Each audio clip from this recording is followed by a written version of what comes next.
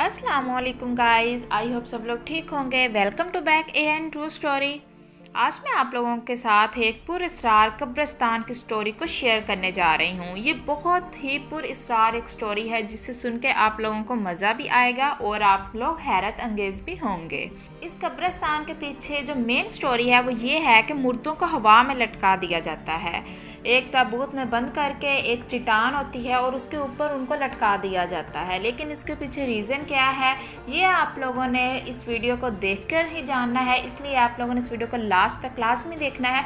और अगर वीडियो ज़रा से भी अच्छी लगे तो लाइक और शेयर भी लाजमी कीजिएगा। और मेरी आप लोगों से एक छोटी सी रिक्वेस्ट है कि प्लीज़ मेरे चैनल को भी ज़रूर सब्सक्राइब कर दें और बेल आइकन को भी प्रेस कर दीजिएगा ताकि आप लोगों तक नई नई वीडियोज़ का नोटिफिकेशन आते रहें। तो चलिए आप करते हैं वीडियो को स्टार्ट।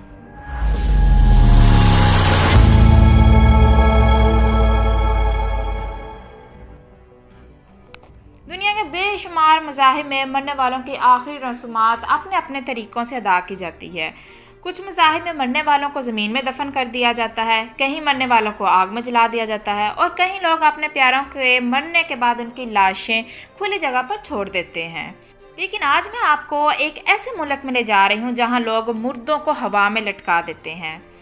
दुनिया के सबसे ज़्यादा आबादी वाले मुल्क चीन के सूबा गोसरो में मरने वालों को एक चट्टान पर लटका दिया जाता है। सैकड़ों साल से जारी इस अजीबो-गरीब रवायत को पूरा करने के लिए गोसरो की एक गार में तकरीबन 30 मीटर या 100 फुट ऊंची एक चूने की चट्टान पर मुर्दों को लटका दिया जाता है।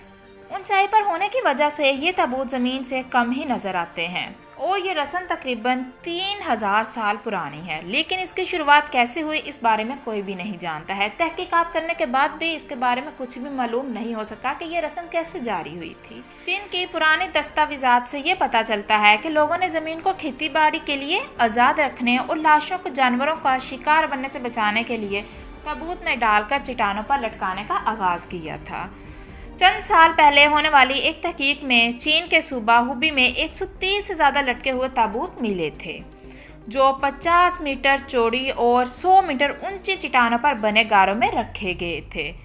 ताहम ये मालूम नहीं हो सका कि इतनी ऊंचाई पर आखिर ताबूतों को ले जाया कैसे जाता है, क्योंकि पहले मुर्दों को बांधकर फिजा में लटका दिया जाता था और लाश के गलने सड़ने के बाद हड्डियां जमा करके बॉक्स में रख दी जाती थी, क्योंकि काफ़ी वजनी बॉक्स को मैयत के साथ चट्टान पर लेकर जाना नामुमकिन सा था।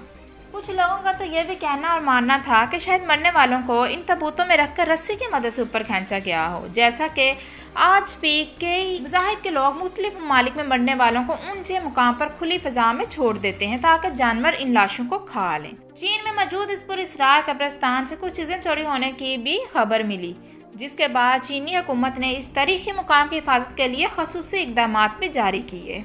बहुत से लोगों ने चीन के इन पुरअसरार कब्रिस्तानों का खोज लगाने और इस रवायत की गहराई तक पहुंचने के लिए सर तोड़ बहुत ज़्यादा कोशिश की है, लेकिन हवा में लटकते मुर्दों के साथ साथ इस पुरअसरार कब्रिस्तान का राज भी आज तक राज ही रहा है। आज तक इसकी हकीकत को कोई भी नहीं जान सका है कि इसके पीछे वजह क्या है। तो गाइज आई होप कि आप लोगों को ये स्टोरी अच्छी लगी होगी, और अगर अच्छी लगी है तो प्लीज़ लाइक और शेयर कीजिएगा और मुझे आगे से रिस्पॉन्स भी ज़रूर दीजिएगा। और कमेंट करके आप लोग मुझे बता सकते हैं कि आप लोग कौन सी स्टोरी और किसके बारे में जानना चाहते हैं।